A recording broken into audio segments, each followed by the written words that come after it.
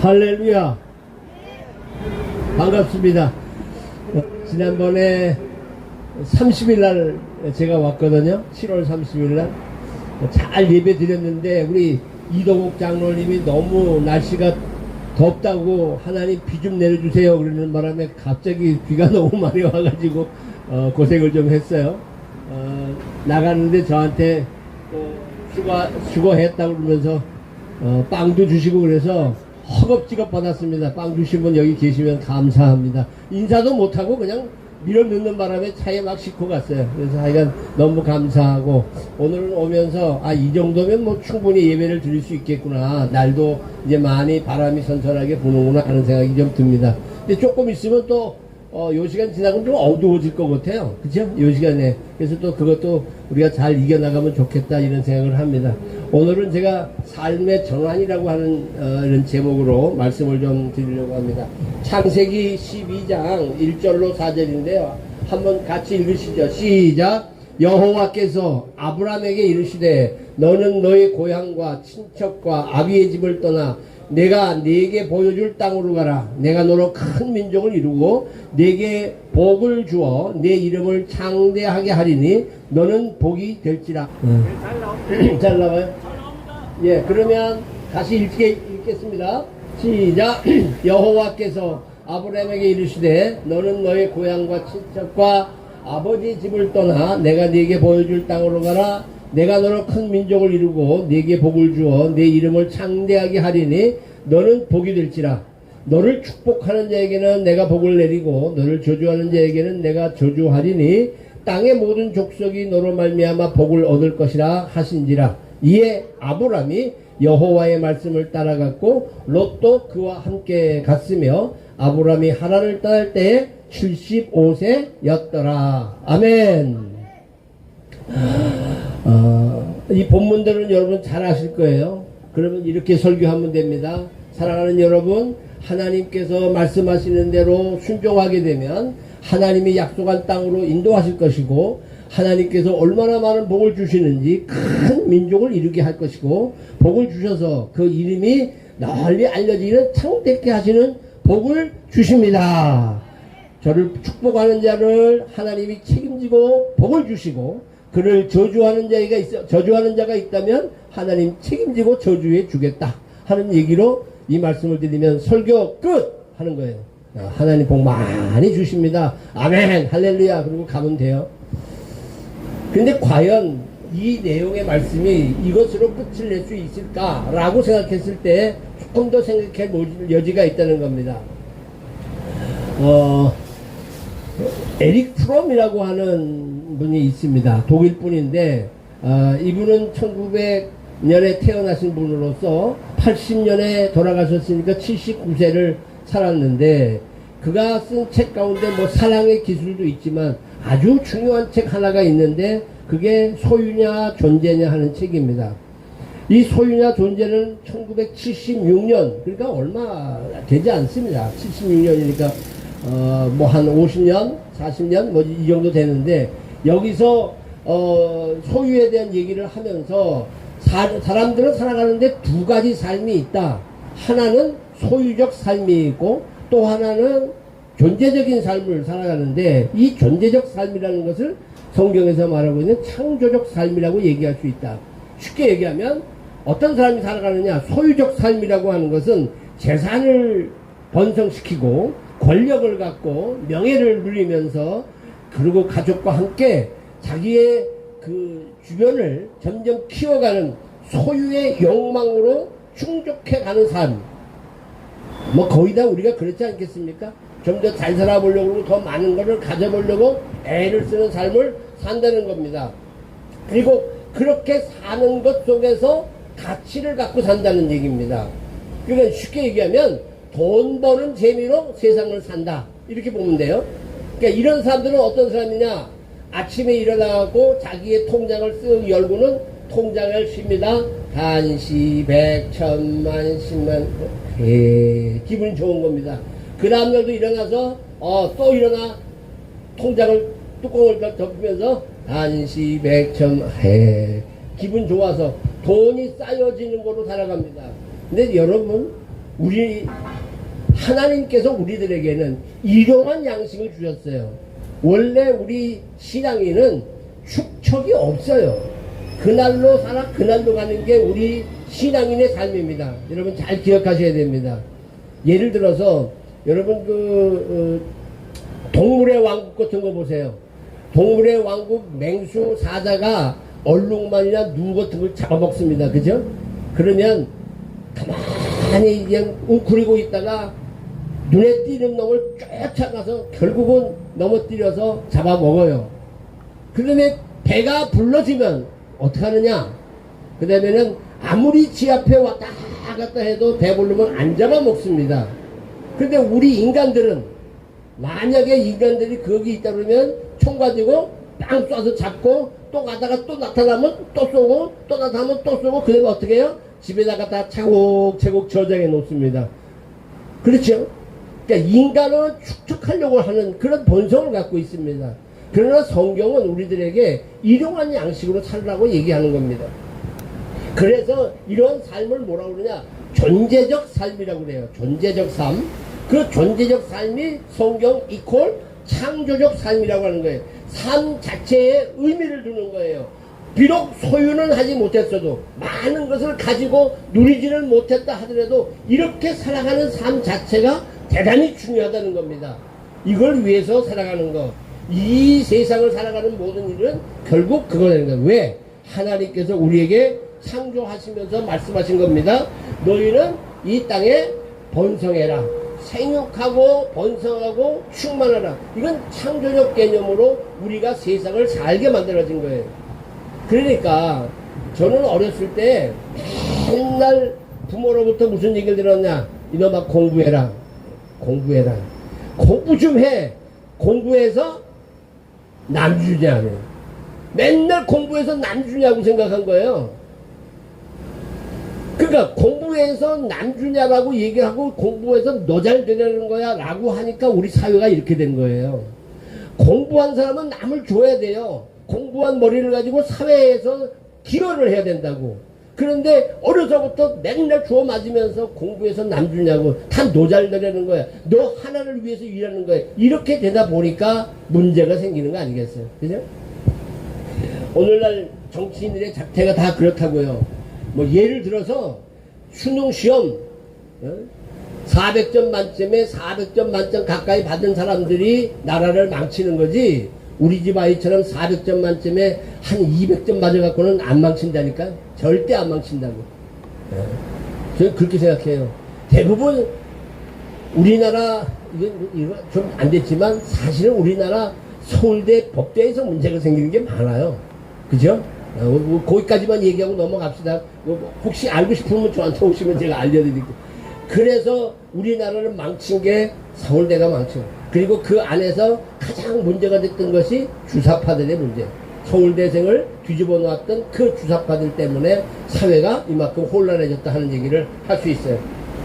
그러니까 우리가 진정한 그리스도인의 삶을 살려고 한다고 하면 어떻게 되느냐? 그것은 지금까지 우리가 생각했던 삶을 완벽하게 전환시켜야 돼요. 지금까지 갖고 있던 생각을 변화시켜야 돼요. 이 삶의 변환이 어떻게 일어나야 되느냐? 극적으로 일어나야 돼요. 극적으로 일어나는 것을 가리켜서 뭐라고 얘기하느냐? 코페르니쿠스적 전환이다. 이렇게 얘기해요. 코페르니쿠스가 뭐 얘기했죠? 아이고,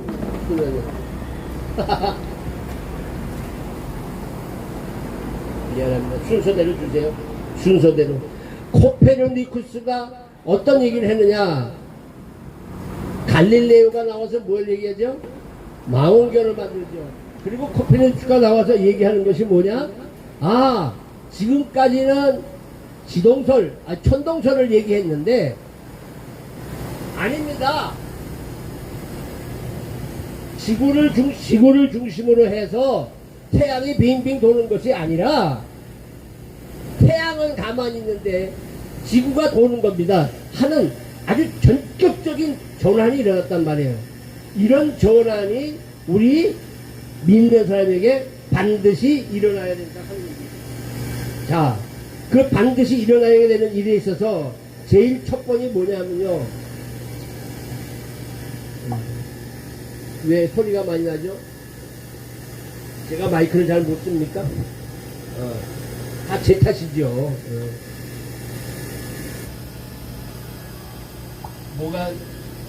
뭐가 이게 잘 안 맞는 것 같아요. 네, 제 탓입니다.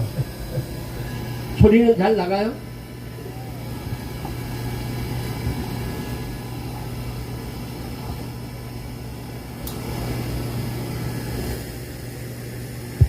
예, 이거를 바꾸라는 마찬가지인데 소리 나는 거 마찬가지죠.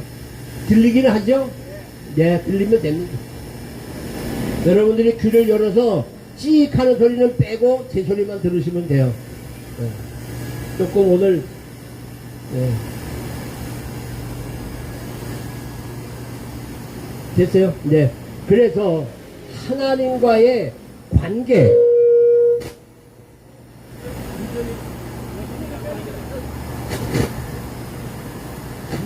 믿음은 네. 조금 조종하는 게 이럴 수 있어요. 괜찮아요. 이럴 수 있어요. 여러분들이 다 이해하시죠? 예, 이해하세요. 네, 됐습니다. 좋아요. 이제 좋아졌어요. 그래서 우리가 지금 얘기하고자 하는 것은 삶의 전환이 일어나야 되는데 그 변화가 일어나는 그 첫 번째에 대해서는 하나님과 우리와의 관계입니다.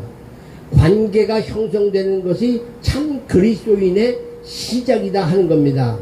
하나님은 나의 아버지고 하나님은 나는 하나님의 자녀라고 하는 이 관계 형성이 제1조건입니다. 아까 얘기 드렸죠? 지금까지 갖고 있었던 천동설에서 지동설이라고 하는 전혀 다른 세계의 전환이 일어나는 것처럼 우리는 그렇게 전환이 일어나야 되는데 그 전환을 가리켜서 성경은 뭐라고 얘기하느냐? 거듭남이라고 얘기합니다. 거듭남이 없기 때문에 문제가 있는 겁니다. 이해되세요? 물과 성령으로 거듭나지 아니한 그리스도인들이 있기 때문에 이런 상황이 벌어지는 겁니다. 저는 오늘 여기 앉아있다가 제 머리에 탁 꽂힌 게 하나 있었는데 성경에 요한복음 4장 23절을 보게 되면 하나님께서 예배하는 자를 찾느니라 하는 그 말씀이 딱 떠올랐어요. 야, 여기야말로 진정한 예배를 드리는 곳이로구나. 할렐루야. 그렇다고 우리가 교만할 이유는 없지만 이런 예배를 하나님이 진정으로 기뻐하시고 이런 예배자를 찾으신다고 하는 겁니다. 거룩하게 주일날 앉아가지고 배꼽 위에다가 부전 얹어놓고 오늘은 목사님 설교가 좋네 그리고 집에 들어가는 그런 크리스찬의 모습이 아니라 정말 삶의 변화가 일어난 하나님과의 관계가 이루어지는 이런 크리스찬이 되어야 한다는 겁니다. 자, 보세요. 믿음의 관계는 제일 먼저 부르심이 있어요. 하나님이 나를 불러주셨다고 하는데 되는 게 있어요. 소명입니다. 불러주신 거예요. 그 부르심에 우리는 어떻게 해요? 응답합니다. 리스폰스 해요. 응답함과 동시에 무엇이 일어나느냐? 그래. 나는 이제 세상과 상관이 없이 거듭남으로 하나님 앞에 나아가는 하나님의 사람이 되었다고 하는 결단이 일어나요. 결단을 따르게 되면 그 다음 뭐예요? 순종하게 됩니다. 하나님 말씀에 순종하게 돼 있어요. 이 순종을 놓치게 되면은 사실은 아무것도 할 수 없는 겁니다. 그리고 자꾸 머릿속으로 자기 계산을 하고 하나님과 타협하는, 제가 기도의 얘기를 2차례 와서 드렸는데 대부분 우리들이 신앙생활 하면서 하나님과 타협하는 삶을 산단 말이에요. 하나님은 타협의 대상이 아니에요.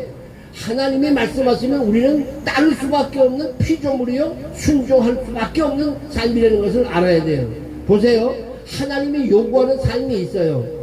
한번 보실까요? 시작. 이스라엘아, 네 하나님 여호와께서 네게 요구하는 것이 무엇이냐? 곧 네 하나님 여호와를 경외하여 그의 모든 도를 행하고 그를 사랑하며 마음을 다하고 뜻을 다하여 네 하나님 여호와를 섬기고 내가 오늘 네 행복을 위하여 네게 명하는 여호와의 명령과 규례를 지킬 것이 아니냐?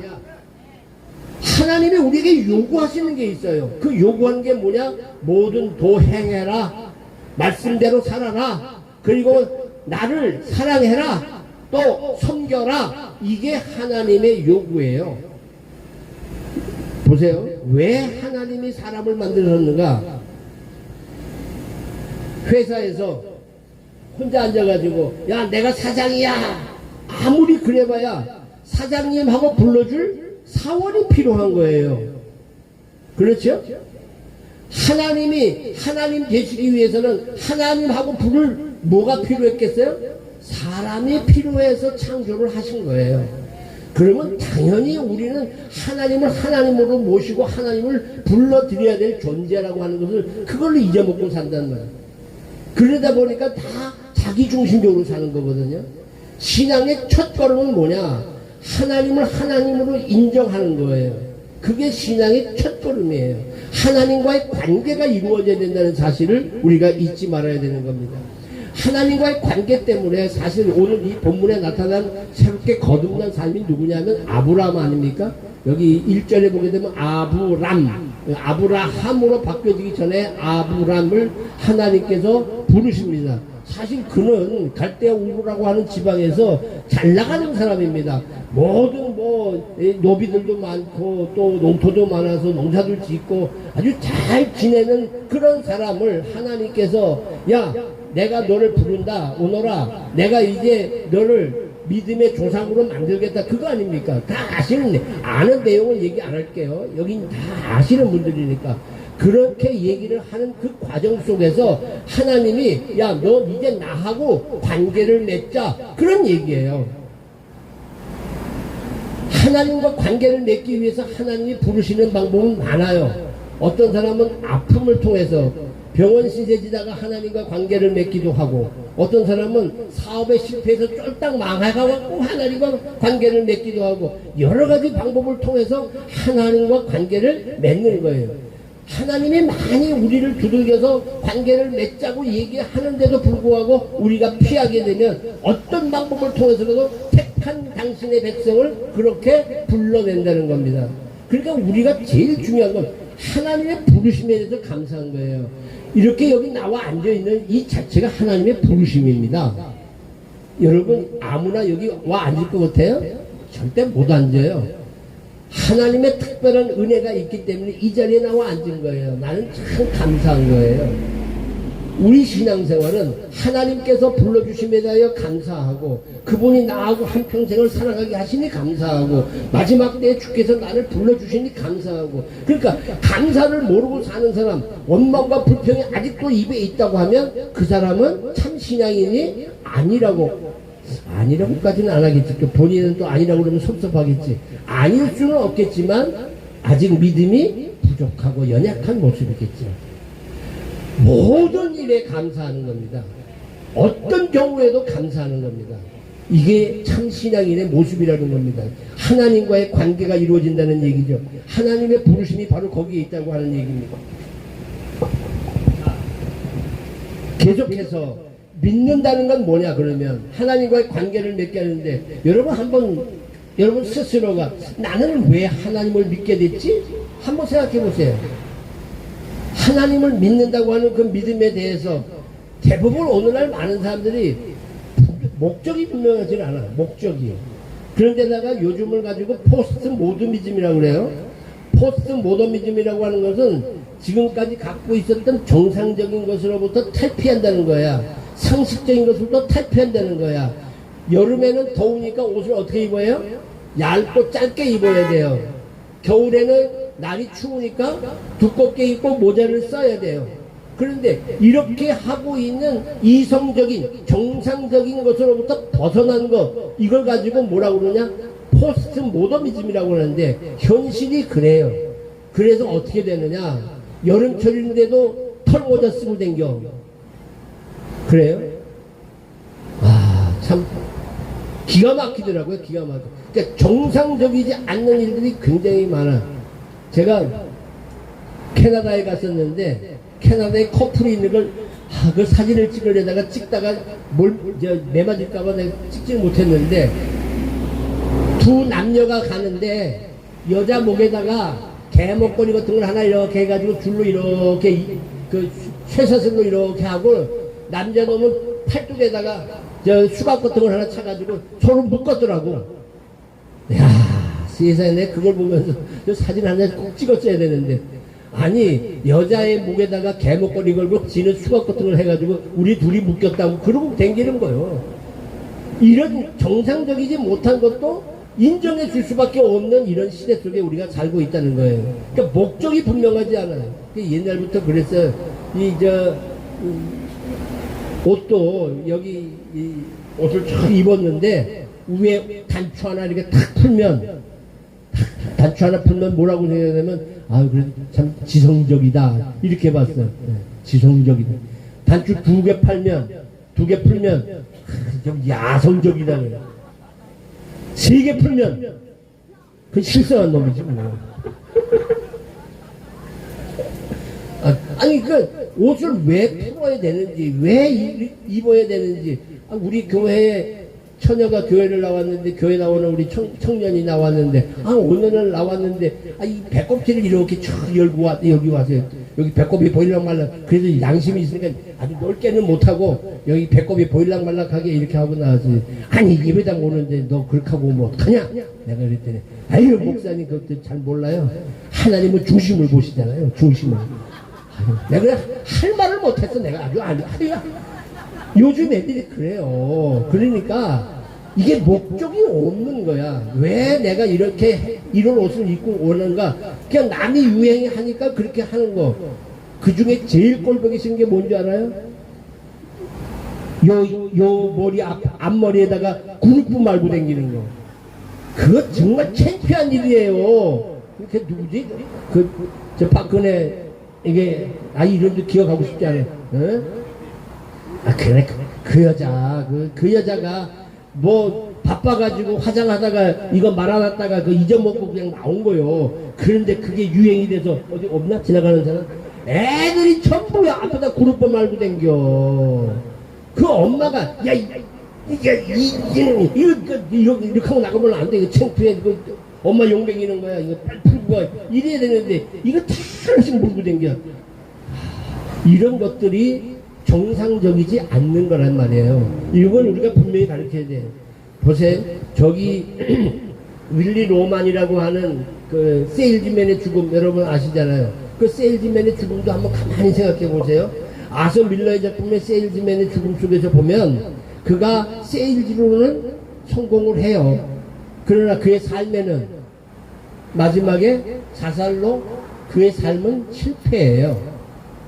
자기가 세일즈맨으로는 성공했는지 모르지만 그의 삶은 실패라고. 그럼 여러분 묻습니다. 여러분, 우리가 추구하는 것은 성공입니까? 승리입니까? 성공하는 생활입니까? 승리하는 삶입니까? 승리. 알긴 잘 알아. 또 우리가 추구하는 것은 평안입니까? 편안한 겁니까? 그것도 잘 알아.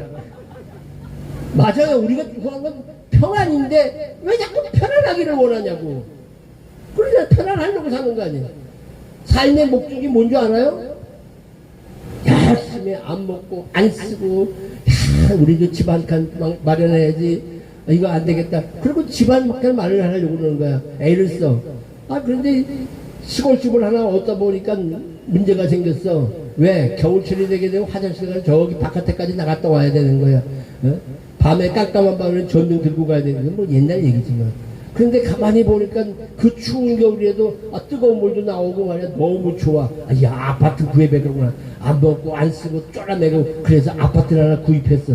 왜 아파트까지 좋았어. 근데 아파트에 보니까 아침이면 너무 바쁜 거예요. 조그만 문 앞에서 빨리 나와. 나 세수하고 가야 되는데 지금 기다려. 아직 안 나왔어. 그리고 안에서 싸우는 거. 화장실 하나밖에 없으니까. 근데 옆집을 보니까 화장실이 둘이야.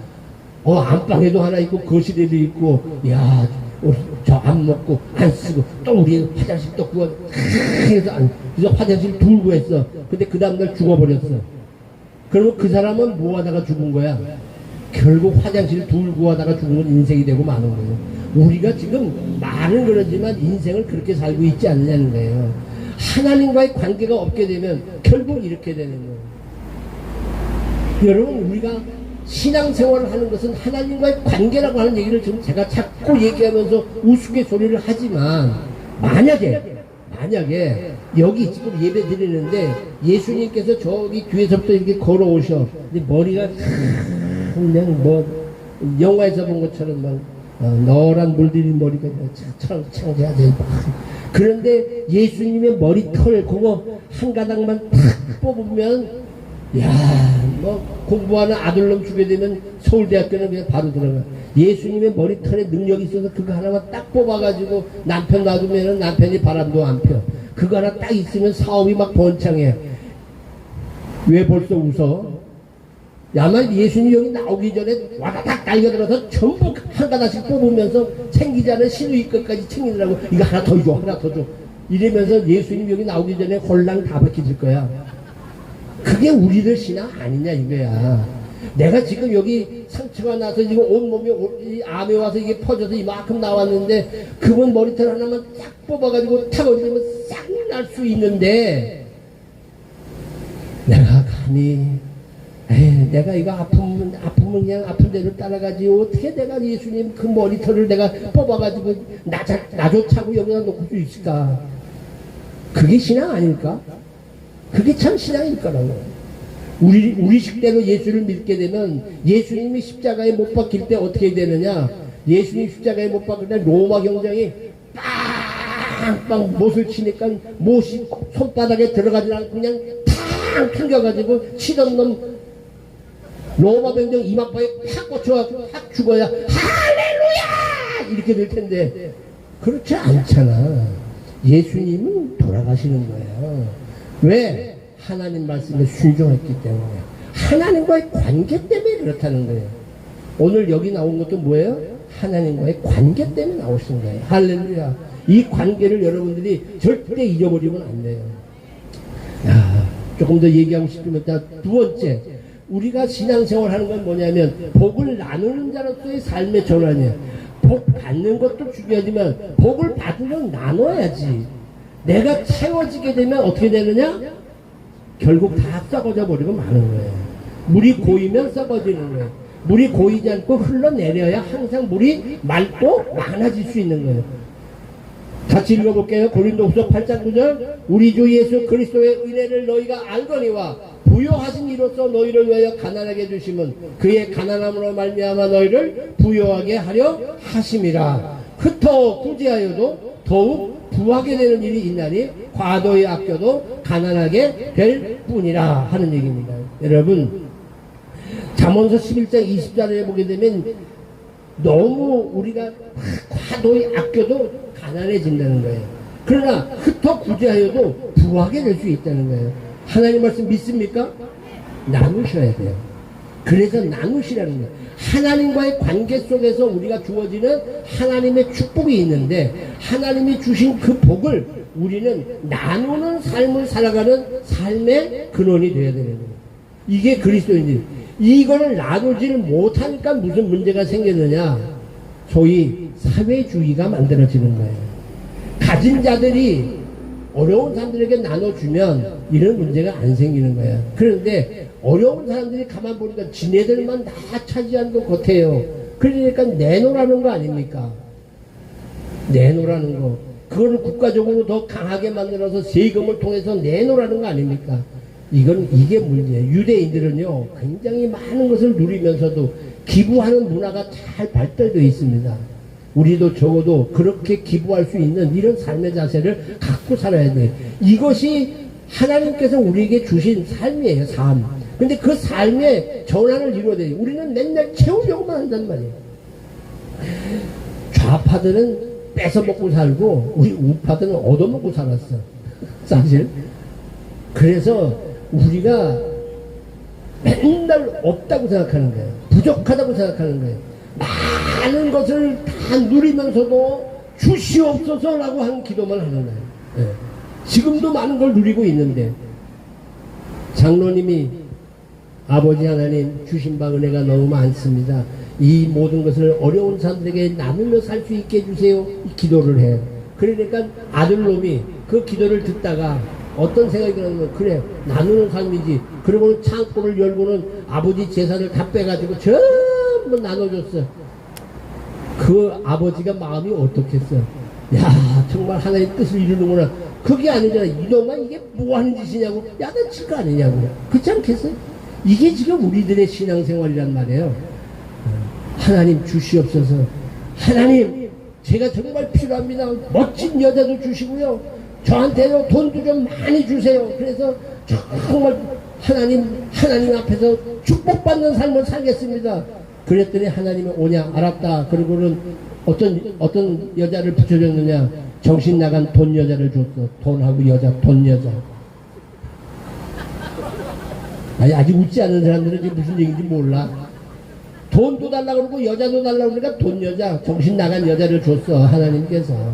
그런 기도가 너무 엉터리 아니냐고요. 하나님 제가 정말 1,000,000원이 필요합니다. 저한테 1,000,000원만 주세요. 네. 그래도 응답이 없어. 아니 주세요. 제가 그렇게 못 믿습니까? 제가 11조 할 테니까 틀림없이 1,000,000원만 주세요. 네. 그래도 안 주셔. 그러니까 하나님 앞에 기도합니다. 하나님 저를 그렇게 못 믿으면 11조 떼고 주세요. 저한테. 이 정도 되면 이거는 문제 있는 거 아니에요? 우리가 신앙생활 하면서 그런 쪽의 신앙생활 하는 건 나누지 못하고 채우는 삶을 살게 돼. 가진 자들이 베풀지 않기 때문에 이런 문제를 하는 거예요. 우리 주님께서는 뭐라고 얘기하나? 분명히 섬기는 위해서 살아왔다고 얘기하고 우리들에게 이렇게 얘기합니다. 누가복음 6장 38절 시작.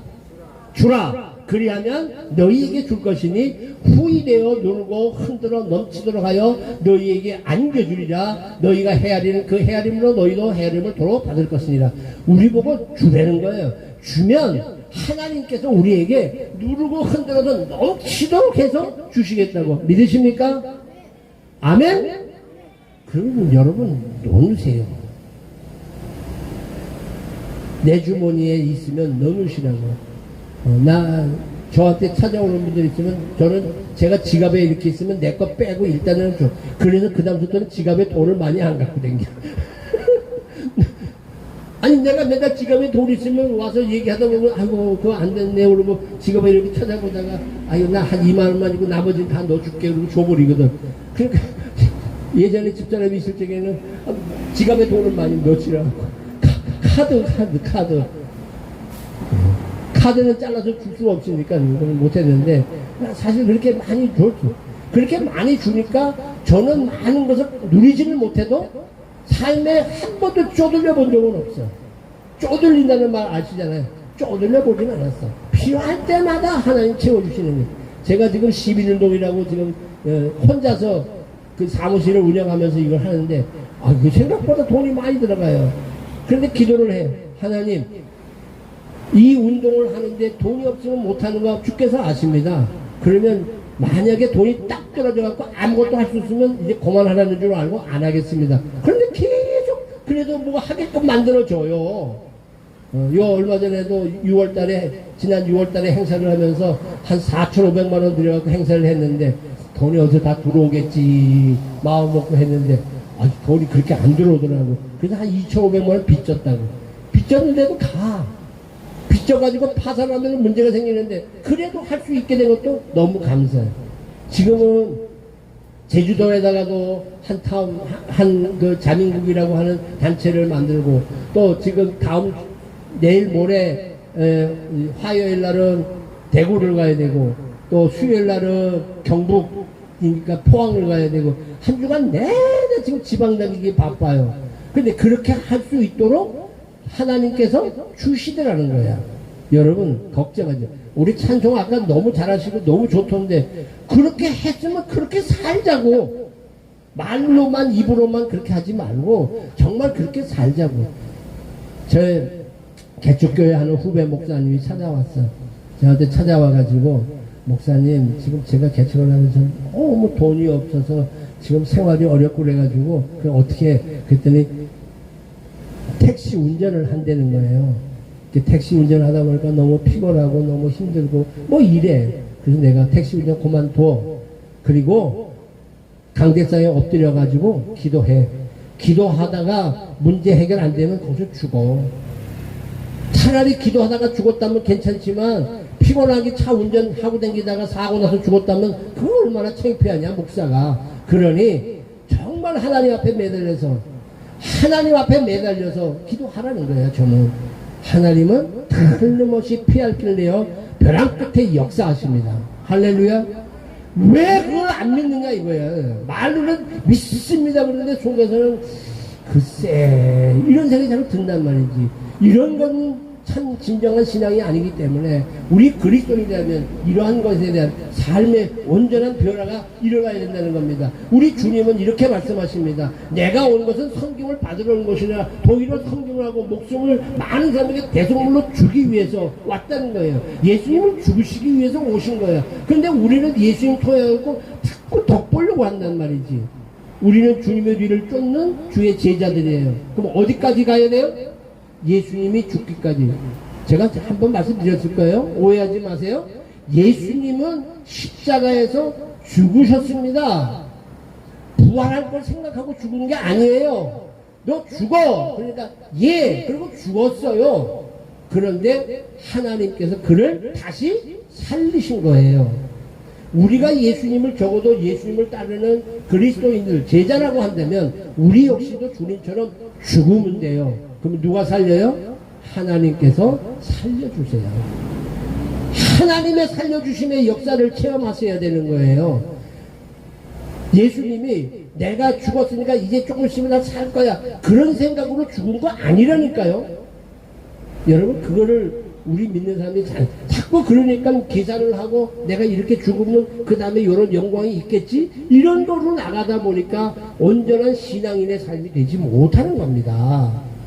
온전한 신앙이라고 하는 것은 정말 그분에게 푹 젖어서 알아서 책임져 주세요 하게 되면 그분이 책임져 주시는 거예요.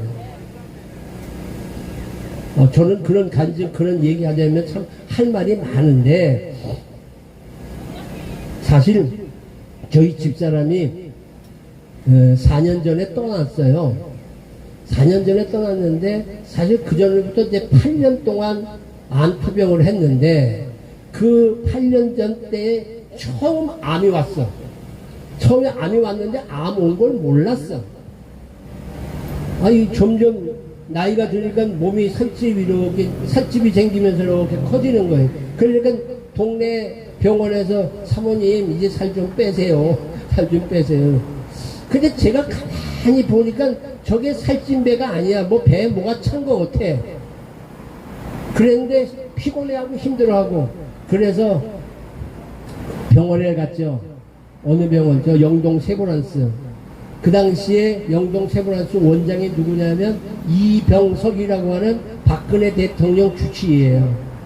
기억나세요? 그분 병원에 갔어요. 친구니까 아주 친한 친구니까. 그 갔더니 토요일날 아프면 안 되겠더구만. 토요일날 아프면 안 돼. 아무도 없어. 그래서 내가 그냥 가야 되겠다 그랬더니 잠깐 기다리라고 사람 하나 내려보내겠다고. 그래서 내과 의사가 내려와서 다시 방에 들어가서 불 켜고 컴퓨터 다시 켜고 그리고 다 검사를 하더니 3일 다음번에 오셔서 저기 입원하셔가지고 제대로 좀 하셔야 되겠다고. 그래서 그게 3월 1일이고 그 다음날이 주일날이라서 주일 예배드리고 월요일날 아침에 들어갔어요. 3일 동안 빡세게 조사를 다 했는데 아무렇지도 않대. 괜찮대요. 근데 마지막에 산부인과에서 암입니다. 난소암이 와서 온몸에 다 퍼졌습니다. 이미 다 퍼져가지고 그래서 횡격막을 쳤기 때문에 복수가 찼습니다. 이제 더 이상 손을 못 대겠습니다. 그래요. 그런데 의사가 이제 그런 얘기를 하는데 저보고 15일 있다가 오래요. 그래서 내가 왜 15일 있다 오래나 하고 얘기를 안 해. 그래서 원장 되는 그 이 원장한테 아니 15일 있다 오라고 그래. 지금 이렇게 몸이 안 좋아서 좀 힘들어 하는데 그랬더니 그 원장이 하는 말이 알아봐야지. 그리고 전화하고 다 전화해서 왜 15일 오래는지 알아보자고 전화를 하니까 답이 왔어. 뭐로 답이 왔냐. 15일 동안 그 담당 의사가 미국에 학회를 가니까 그때 다시 오래는 거예요. 그러니까 원장이 저런 미친놈이 어딨냐고. 나무 환자는 이렇게 죽어가면서 이렇게 힘들어하는데. 그래서 이제 또 친구한테 연락을 해가지고 분당에 있는 차병원에다가 연결하면서 거기 가서 좀 치료를 받는 게 좋겠다. 거기 얘기하다가 제일병원에 얘기가 됐어요. 여기 그래서 제1병원에 왔죠. 그래서 제1병원에서 수술을 먼저 해야 되는데 수술할 수가 없으니까 여기 우리 산부인과 의사시니까 먼저 항암부터 다 했어. 항암 다 한 다음에 보니까 배가 깔아앉아. 그래서 여보 배 터져 죽기는 거는 낫겠다. 그래서 점점 깔아앉고 괜찮아. 그러니까 많이 암도 좀 줄어들고 그랬으니까 한번 수술을 하겠습니다. 8시간 동안의 수술을 다 했어. 긁어내고 이렇게 해서 그래서 이제 괜찮은가 보다. 웬걸 6월 달에 수술을 했는데 10월 가서 4차례 5번째에 항암을 하는데 이때 또 문제가 생기는 거예요. 폐혈증이 오고 폐렴이 와가지고 그 다음에 방법이 없어. 그리고 급하게 연락이 왔어요. 24시고 그러시면서 그랬더니 담당 의사가 제 손을 잡고 목사님 최선을 다했는데 이거밖에는 할 수가 없습니다. 야, 앞이 캄캄하더라고. 그리고는 산소호흡기를 물렸어요. 그리고 정신없으면 떨컥 넘어가고 끝나요. 그렇게 해서 3일이면 간대요, 사람이. 근데 안 가는 거야. 그래서 나는 엎드려서 하나님 앞에 그냥 뛰어나와서 하나님 한 번만, 하나님 한 번만, 하나님 한 번만, 이 기도를 얼마나 했는지 몰라. 근데 다 끝나가지고 산소호흡기 물고 그러고는 12일 동안을 있는데 도저히 안 되겠어요. 그래서 아까 얘기했잖아요. 그 이병석 원장한테 전화를 해가지고 여기는 아직은 안 죽었는데 영안실이 없으니까 거기 영안실 좀 쓰자. 그래서 그 병원으로 옮긴 거예요.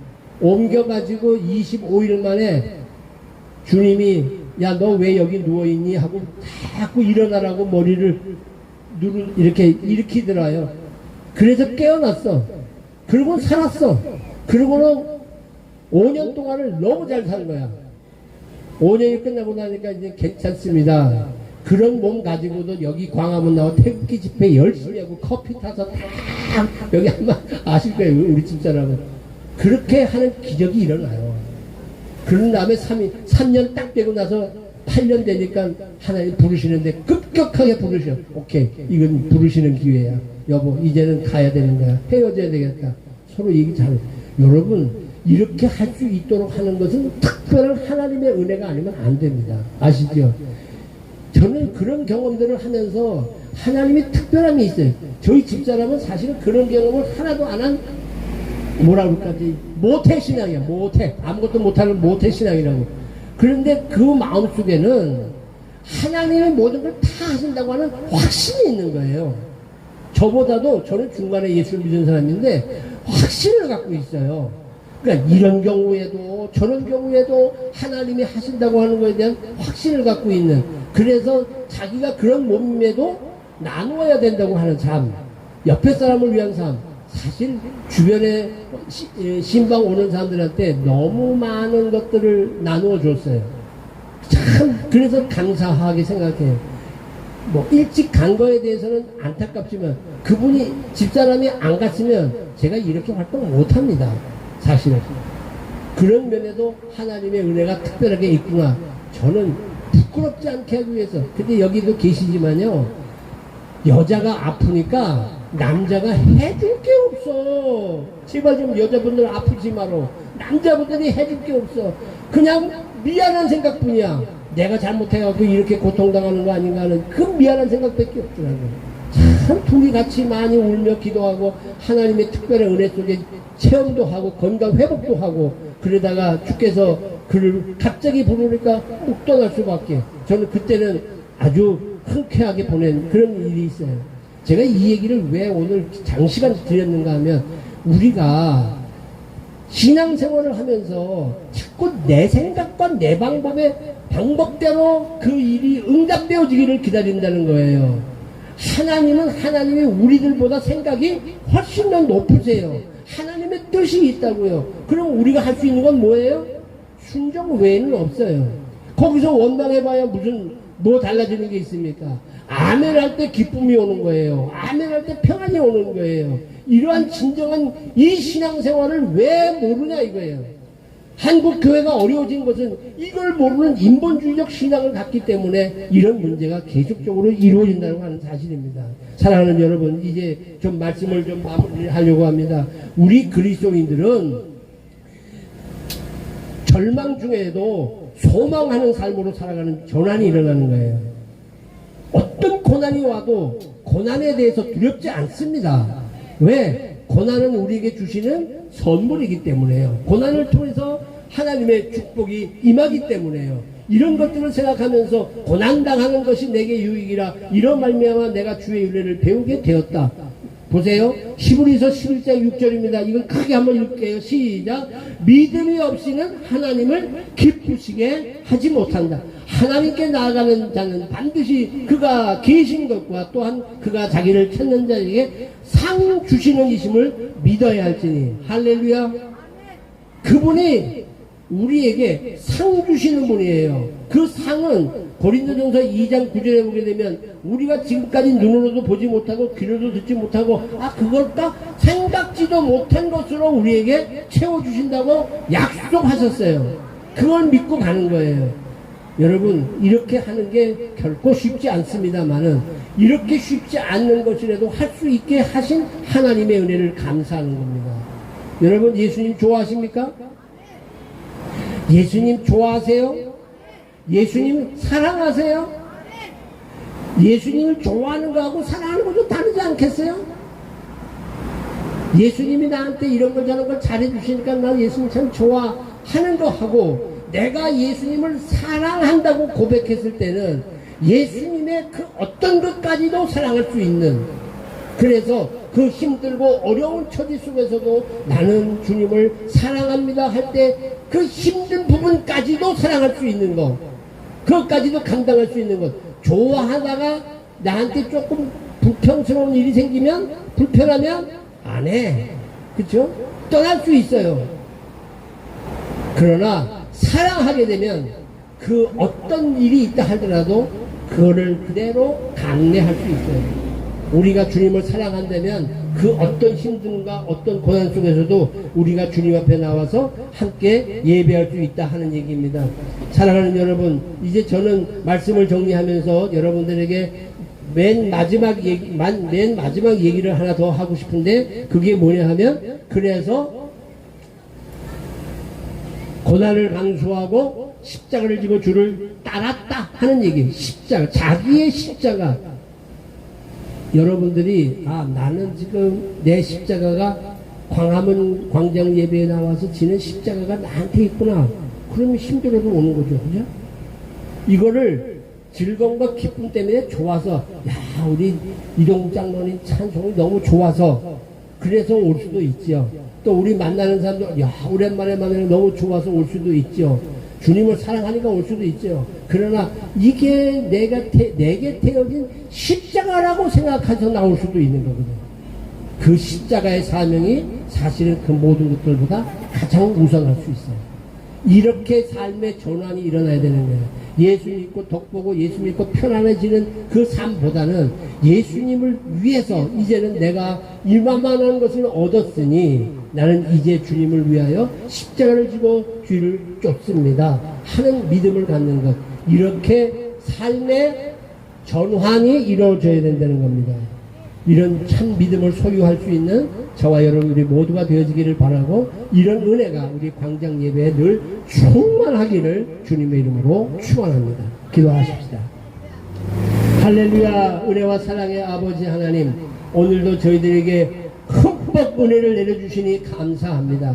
지금까지는 우리가 하나님 앞에 부름을 받고 우리가 이 큰 민족을 이루게 되고, 그리고 이름이 창대해지고, 또 우리를 하나님께서 책임져 주셔서 비는 사람에게는 복을 주고, 또 우리에게 저주하는 자가 있으면 하나님 책임지고 저주하겠다고 하는 그 말 속에서 나중심적인 신앙생활을 했지만, 이제는 완벽하게 삶의 전환을 일으켜서 하나님과의 관계를 생각하게 하시고, 복을 받았으니 나누는 삶을 살게 하시고, 하나님과의 관계 속에서 그 약속을 믿고 순종하는 삶을 살게 하시되, 내게 태어진 십자가가 무엇인지를 알고 묵묵히 그 십자가 지고 나아가 반드시 상 주신다고 하는 이 믿음을 잊지 않고 아버지 앞에 섰을 때 받을 상을 바라보며 나아가는 우리 모두가 되어지게 하여 주시옵소서. 이 충만한 은혜 마음 가운데 생각한 결단 무너지지 않도록 성령님께서 저희들을 주장하여 주시옵소서. 예수님의 이름 받들어 기도 올리옵나이다. 아멘.